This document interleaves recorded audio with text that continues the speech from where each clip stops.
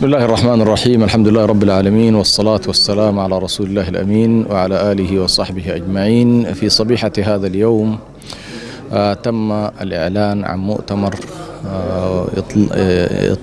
تم إطلاق فعاليات مؤتمر أسبوع القدس العالمي، وهو مؤتمر سنوي تشرف عليه وتقوم به تنسيقية الروابط العلمائية، ودرجة أن يكون دائما درجة هذه المؤسسات أن تجعل هذا الأسبوع في شهر رجب، وهو الآن الأسبوع الرابع من أسابيع القدس العالمية. ولكن هذا الأسبوع له طعم خاص ونكهة خاصة ولون خاص، وذلك لأنه يأتي ضمن المعركة الكبرى التي يقودها المجاهدون وتقودها المقاومة ويقودها الشعب الفلسطيني على أرض غزة العزة، وتقدم الشهداء وتقدم التضحيات، وهي تقاتل عن الأمة كلها، بل عن حرية العالم وعن كرامة الإنسانية. ذلك أن عالم اليوم يعيش فيه الإنسان للأسف الشديد من ظلم، يعاني فيه الإنسان من ظلم أخيه الإنسان، يعاني الاضطهاد، يعاني الطغيان، يعاني الاستبداد، يعاني الظلم، يعاني القهر. وللأسف الشديد تقوم بكل هذه الصهيونية العالمية والصليبية العالمية التي اجتاحت منطقتنا لعقود طويلة، وهي تتعاضد وتتساند فيما بينها.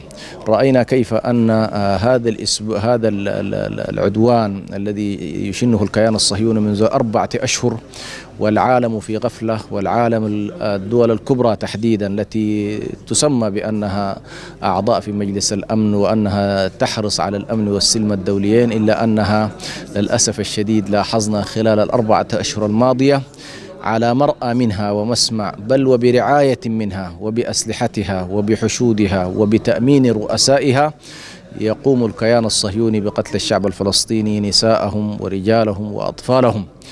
وبهذا الأسبوع حقيقة نسعى إن شاء الله لأن يكون هنالك نصرة حقيقية للشعب الفلسطيني. فقد حدد اليوم البيان الذي تلي على منصة أسبوع القدس، حدد المهام خلال هذا الأسبوع، من خلال أن تكون هنالك الجمع القادم بإذن الله عز وجل يكون فيها الخطبة عن هذا الموضوع تحديدا نصرة لإخواننا المجاهدين، وأن تكون هنالك أيضا المسيرات والمظاهرات، وأن تكون هنالك الاعتصامات كذلك، وأن يكون هنالك التضامن والنصرة المالية أو الجهاد المالي، وأن يكون هنالك بإذن الله سبحانه وتعالى التضرع والابتهال إلى الله عز وجل. فحقيقة هذا الأسبوع أسبوع مختلف، ويأتي لأنه في زمان خص الله سبحانه وتعالى فيه هذه الأمة بأيام مباركة، وهي أفضل أيام هذه الأمة بعد انكسار عظيم استمر لسنوات طويلة جدا، حيث لم يرى المسلمون على هذه الأرض، أرض فلسطين، انتصارات حقيقية، بل كانوا دائما يعانون من الانكسارات. ولكن بفضل الله سبحانه وتعالى أثبت المسلمون للعالم كله بأن هذه الرأسمالية المتوحشة والنظام العالمي الظالم ليس أمامه حقيقة في المواجهة والصمود إلا أمة الإسلام التي تقاتل نيابة عن البشرية.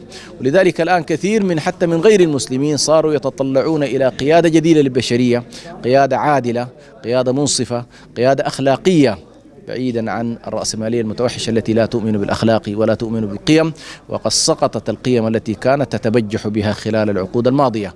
نسأل الله سبحانه وتعالى أن يعيننا وينصرنا ويوفقنا، ويجعلنا ممن استعمل في طاعة الله سبحانه وتعالى، ويجعل من نصر أهل الجهاد ونصر أهل غزة وأهل فلسطين. وجزاكم الله خير، والسلام عليكم ورحمة الله وبركاته.